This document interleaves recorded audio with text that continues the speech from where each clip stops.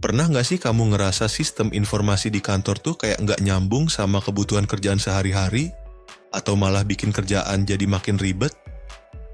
Nah, bisa jadi itu karena kebutuhan informasinya belum dibangun dengan benar loh. Yuk, kita bahas bareng gimana sih caranya membangun kebutuhan informasi yang pas dan sesuai sama organisasi kita.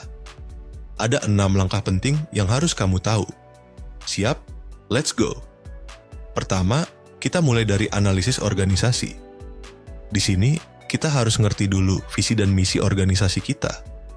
Tujuannya apa sih? Terus, kita juga perlu tahu struktur organisasinya gimana, siapa yang ngelakuin apa, dan proses bisnisnya kayak gimana. Dengan begitu, kita bisa tahu informasi apa aja yang dibutuhin di setiap bagian. Kedua, identifikasi kebutuhan informasi. Nah, di tahap ini, kita ngobrol sama orang-orang yang terlibat langsung di organisasi. Tanya mereka, informasi apa yang mereka butuhin buat kerja.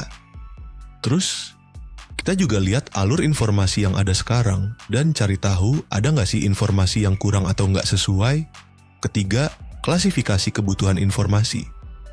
Setelah kita tahu informasi apa aja yang dibutuhin, kita klasifikasikan berdasarkan urgensinya, sumbernya dari mana, jenisnya apa, dan siapa yang bakal pakai informasi itu.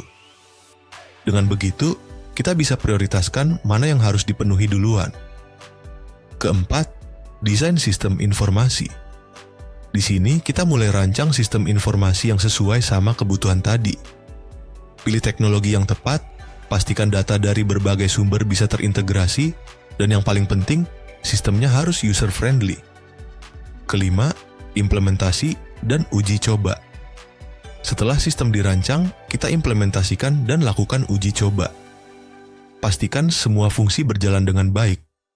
Jangan lupa juga untuk latih pengguna supaya mereka ngerti cara pakai sistemnya.